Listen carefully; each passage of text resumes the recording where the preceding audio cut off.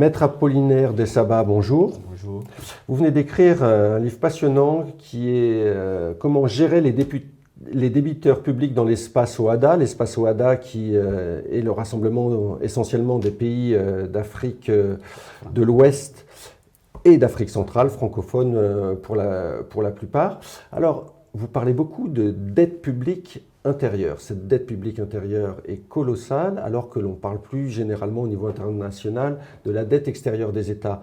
Mais à combien évaluez-vous cette dette publique intérieure des États ? La dette publique intérieure des États, on l'évalue à plus de 800 milliards. De francs CFA, équivalent de 12 milliards d'euros à peu près. 12 milliards d'euros.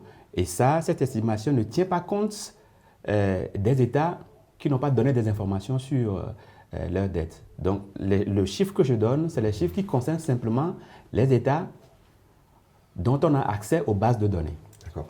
Et c'est une dette essentiellement due aux entreprises privées des pays concernés et donc un peu aux forces vives des économies nationales. Et évidemment, la dette publique, se recouvre l'ensemble des dettes que les entreprises locales ont envers l'État. Et c'est la dette souveraine qu'on appelle la dette souveraine domestique. D'accord.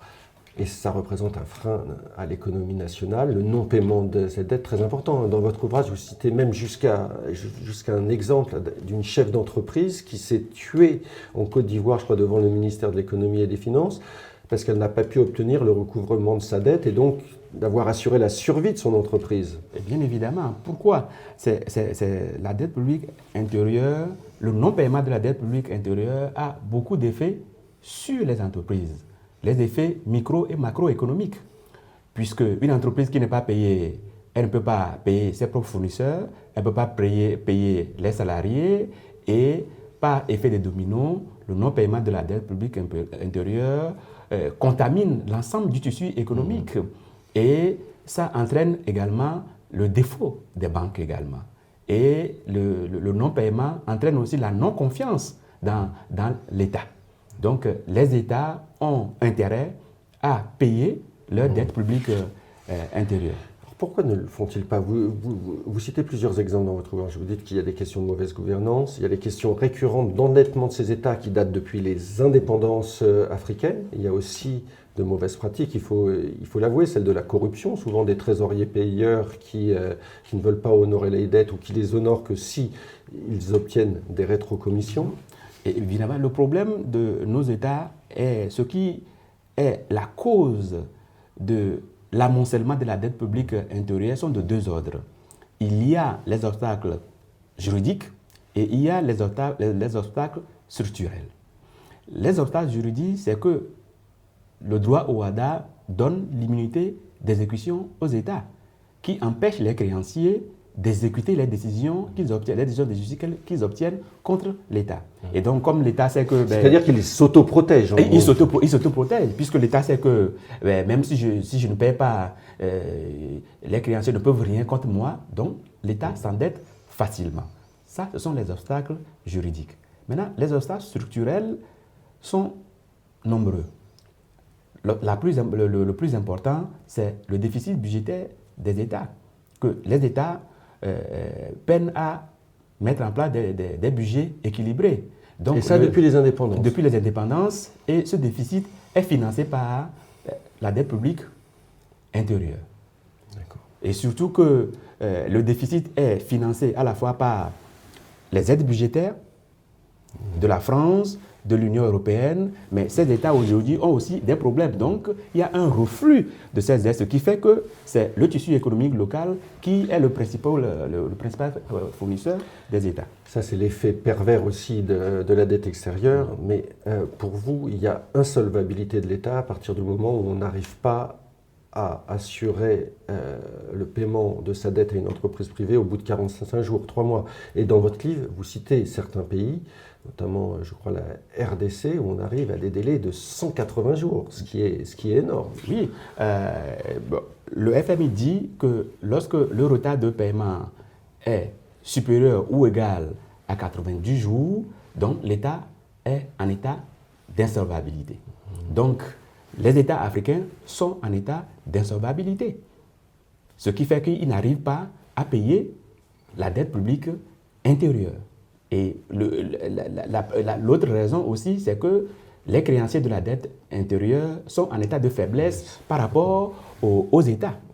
Donc, ils n'ont pas de pression à exercer sur les États comme les créanciers de la dette extérieure. Oui, parce que vous dites, l'argent quand même existe et il y a certains créanciers qui savent très bien se faire payer, notamment en mettant des pressions en matière d'image.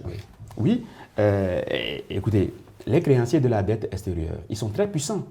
Donc, ils maîtrisent les masses médias et donc, à partir de ce canal, ils arrivent à exercer des pressions sur l'État. En dehors des masses médias, ils ont des ressources politiques, des pressions politiques sur le lobbying, sur les États, qui fait que les États ont peur de ne plus avoir accès au marché. Et donc, à partir de ce moment, les États, ils payent. Pression que les créanciers de la dette intérieure, de la dette publique intérieure, n'ont pas. Pour finir, Maître, quelles recommandations pourriez-vous faire aux États concernés ou même aux entreprises privées pour améliorer la situation? La recommandation principale, c'est de mettre en place des mesures de prévention. Cette mesure de prévention consiste à demander des acomptes à l'État. Avant l'exécution du marché, des travaux, demander des avances, puisque la loi l'autorise. Il y a la directive ou le règlement sur la passation des marchés publics qui permet aux entreprises de demander soit des avances, soit des acomptes aux États. Ensuite, les entreprises peuvent insérer dans les contrats publics des clauses d'arbitrage qui permettent donc de déshabiller l'État et ensuite d'exécuter les décisions de justice contre l'État. Voilà quelques mesures de prévention que je peux leur conseiller. Mais, in fine, mieux vaut une entente à l'amiable qu'un mauvais procès. Parce qu'il y a certaines entreprises privées qui ont des stocks importants de dettes à se faire payer. Oui, voilà, c'est-à-dire, les mesures que je viens de donner, ce sont des mesures préventives pour anticiper le risque de non-paiement. Maintenant, la question se pose de savoir quelles sont les mesures dont disposent les entreprises qui ont déjà des arrêts de paiement vis-à-vis de l'État. Pour ces créanciers, c'est la négociation. Il faut négocier avec l'État. Parce que l'État qui bénéficie de la protection, notamment l'immunité d'exécution, la protection policière, la protection de la gendarmerie, on ne peut rien faire. Donc il faut négocier avec l'État, au besoin échelonner le paiement de ces dettes. Maître Apollinaire Dessaba, merci beaucoup. Merci de votre invitation.